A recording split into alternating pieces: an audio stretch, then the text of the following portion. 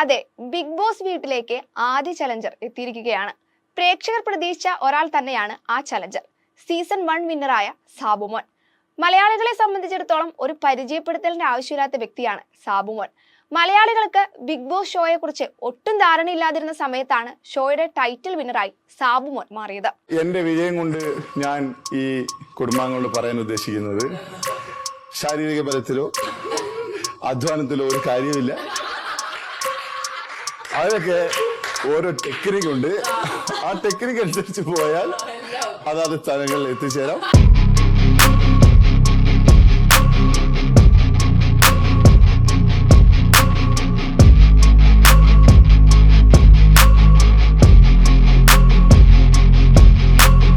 Big ബോസിന്റെ ചരിത്രത്തിൽ തന്നെ ഏറ്റവും മികച്ച മത്സരാർത്ഥികളിൽ ഒരാളാണ് സാബു എന്നാണ് ഇപ്പോഴും പ്രേക്ഷകരുടെ അഭിപ്രായം. തുടക്കത്തിൽ വില്ലനായി തോന്നിപ്പിച്ച് സാബുവിന്റെ മറ്റൊരു മുഖമാണ് മുൻപോട്ട് പോകുന്തോറും പ്രേക്ഷകർ കണ്ടത്.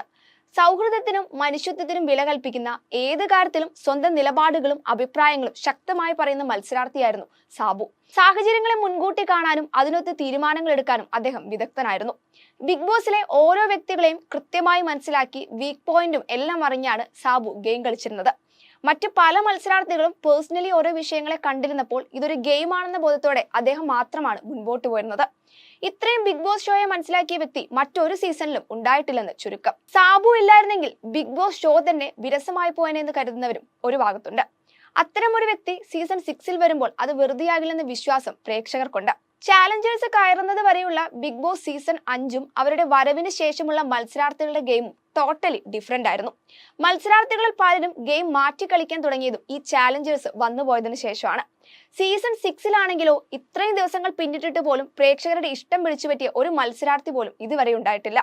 ഒരു ഒഴുക്കിനനുസരിച്ചാണ് എല്ലാവരും മുൻപോട്ട് പോകുന്നത്. ഹൗസിൽ ഇപ്പോൾ ഗെയിം കളിക്കുന്നവരിൽ നല്ലൊരു വിഭാഗവും സേഫ് ഗെയിമേഴ്സ് ആണ്.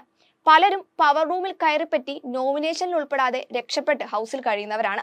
അതുകൊണ്ട് തന്നെ ടൈറ്റ് കോമ്പറ്റീഷൻ സംഭവിക്കുന്നില്ല. ഇതുവരെയുള്ള ഹൗസിലെ പ്രശ്നങ്ങളെല്ലാം, അതായത് എല്ലാ കണ്ടന്റുകളും ജാസ്മിൻ, ഗബ്രി, ജിൻഡോ, നോറ, രതീഷ് എന്നിവരെ മാത്രം ചുറ്റിപ്പറ്റിയുള്ളതാണ്. ഗബ്രി കൂടി പുറത്തു പോയതോടെ അതും ഏകദേശം തീരുമാനമായിട്ടുണ്ട്. റീ എൻട്രി നടത്തിയ സിജോ കാട്ടുതീയാണെന്ന് പറഞ്ഞു എന്നല്ലാതെ തീ കത്തുന്നത് ഇതുവരെ ആരും കണ്ടിട്ടില്ല.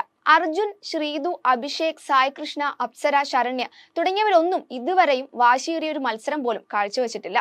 ഈ പറഞ്ഞ സേഫ് ഗെയിം കളിക്കുന്നവരുടെ സ്ട്രാറ്റജികൾ പൊളിച്ചെടുക്കുക എന്ന ലക്ഷ്യത്തോടെയാണ് ചാലഞ്ചറായി മുൻ മത്സരാർത്ഥികൾ ഷോയിലേക്ക് എത്താറുള്ളത്.